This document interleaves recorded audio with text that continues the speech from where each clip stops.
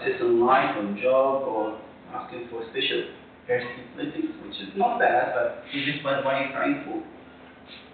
Or who do you think Jesus is for you? This is a major feast, is it? For good reason. Why is this day very important for every one of us? Why were you praying for someone? What do you have between you and Jesus? What's your personal relationship? Do you believe that He is the one who's going to be, in a couple of days, crucified on your behalf? Going through all these suffering. He didn't need to go through all this, but He's doing it for you all. Is He your King? Does He, is He King in all your life? Everything you have? Do you have a connection? What I'm saying is, it's very easy to go in the church and go with the flow, but you actually pray. You have this connection between you and God. Or just repeating words that doesn't mean much for you. Otherwise, if you're doing that, you'll be just part of the crowd. And the crowd, in 4 days, begin to change their mind. And they were crying, crucify Him. So why? Actually, not everyone loved our Lord Jesus at the time. You can guess. From his early childhood, like King Herod tried to kill him, so some leaders viewed him as a threat to their authority. Regardless he was the Messiah or no, because when they wanted to know where is Jesus going to be, they asked about the prophecy. So that means they believe the prophecy talking about the Messiah. And they followed the prophecy to be where they killed all the babies under age of 2 at the time. So somehow they believed the prophecy, and they believed that this baby is likely to be, most likely to be the Messiah. So they knew that he is likely the Messiah according to prophecy. And they actually they had belief, but in the wrong way. They went on and acted on this prophecy and killed thousands of little children just to protect their soul. Other religions, they like Jesus, the scribes and Pharisees. It's interesting because you would expect these are the first ones to welcome God in their lives, to welcome the Messiah.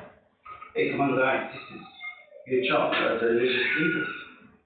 If the Messiah is coming, they'll be the first one to welcome him.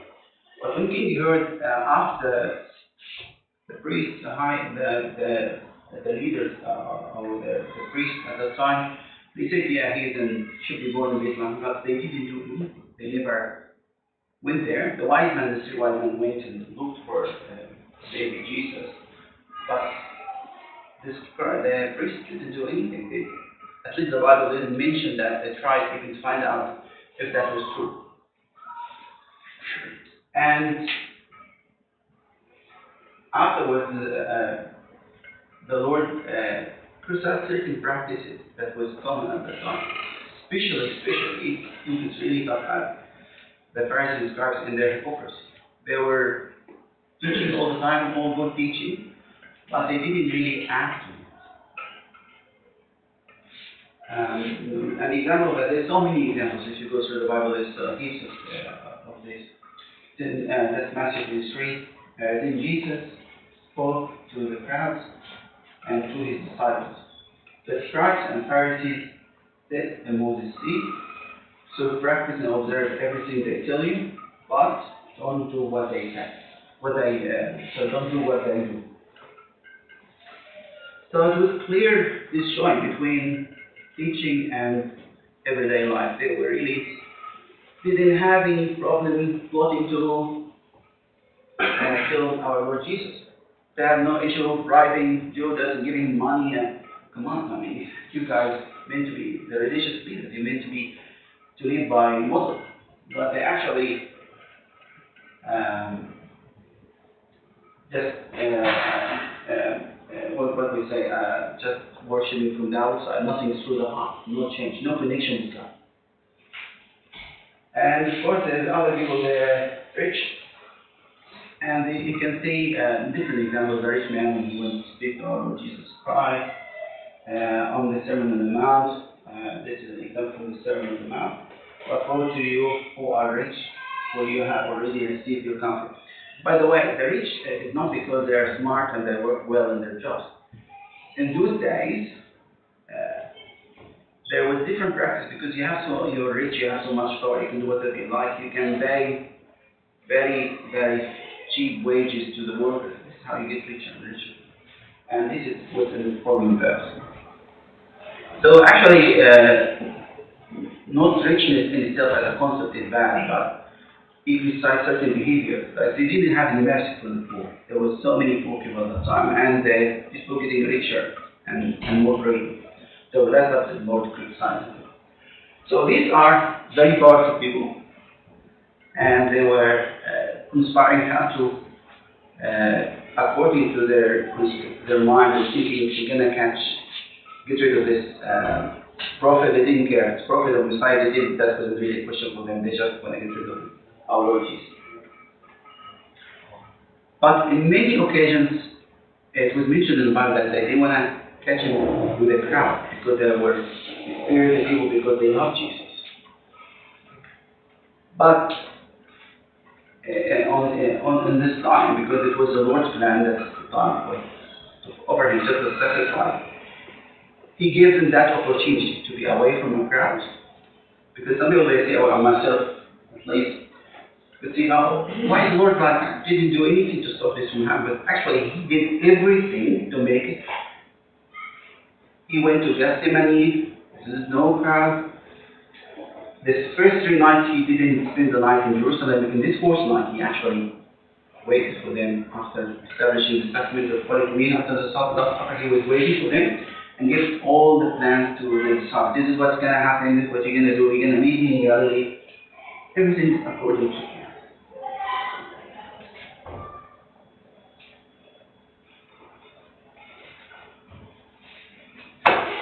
So why the change? Couldn't find a clear answer, but there's one of the that the people were expecting Jesus in things. There was nothing gonna stop him. There's no person gonna stop him. Like in one occasion, said the crowd were amazed and said, "Nothing like this has ever been seen in Israel." He could raise the dead, he could heal the sick, he can do everything. So they were happy with the powerful Jesus. But once he's weak, they said, no, don't want this. And to some degree, sometimes we do this. Many of us were very, very happy to follow Jesus as long as he's glorified. In the church, we practice so with Christians, but if you are at work when you'll be mocked for being Christian, or school, or in a country that's not Christian, where your faith can be tested, or can bring you troubles, are you going to be in the same sense? Are you prepared to follow the crucified when the Lord is not glorified? As one of the first said, many would be happy to follow Jesus, the glorified and transfiguration, and Torah, when Peter said, that's it, I want to stay here forever, I want to stay with you now. But on Friday Eve, he actually, when Jesus being humiliated, was struck in the face, then Peter, same person, in front of the maid servant, just, I don't know how he can move this guy, I don't know. So I'm not blaming St. Peter because he repented afterwards, but it happens so often. Sometimes we are in the church here, we're proud, we're Christian, we do this and that. But when you are in your own, when some people like mocking Jesus or talking badly, many of us will be shaken and may not actually raise their hand and say, hang on, I'm a Christian, why are you doing that? To some degree we're protecting Australia, but like in Egypt, we don't have the face of a young girl walking in the streets in Egypt with wearing a cross during Ramadan going to Pascha, because she'll be talking to everyone, but she knows, she has faith that the Lord is protecting her. Even the kids in Egypt, they have much more faith than us because their faith being every day being tested, they're being challenged. And even priests are not safe, I think you all heard only a couple of weeks ago, priests just going with a group of the youth just before the breakfast in Ramadan. Just someone just killed him in the street. Just because he was a Christian, or he's a priest.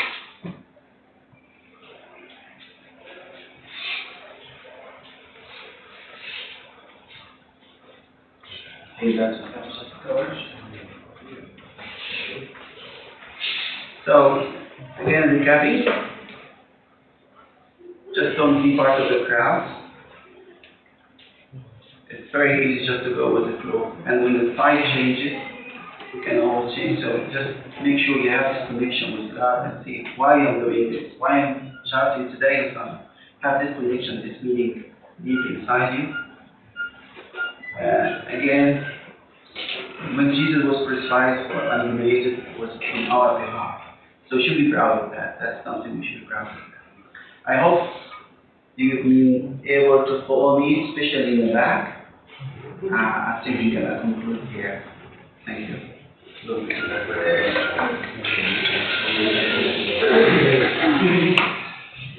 What's wrong with you?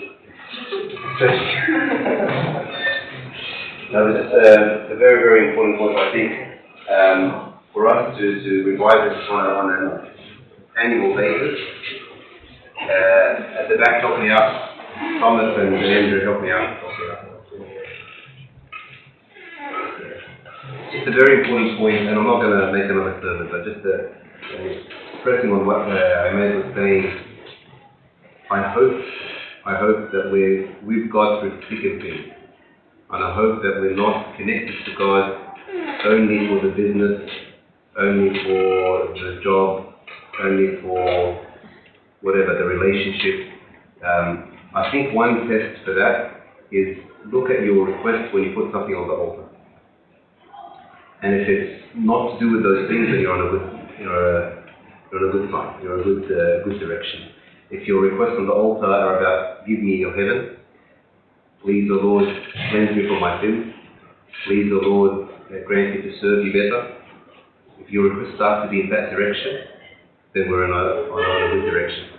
But if your requests on the altar are simply to do with material things, which are not bad as well, we need our material things, but it's simply only that, and that's the only time you start to be desperate, then that's what we all need to review within ourselves and start to think, hang on, what's my real goal? What's my real goal? So thank you so much, Ahmed, for that. It was beautiful. And let's go to the concluding. Probably, I'm not sure if it's finished, but yeah, let's go to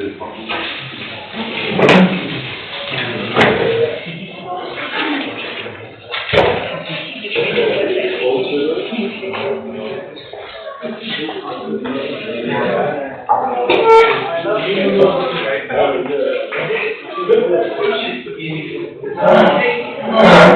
you.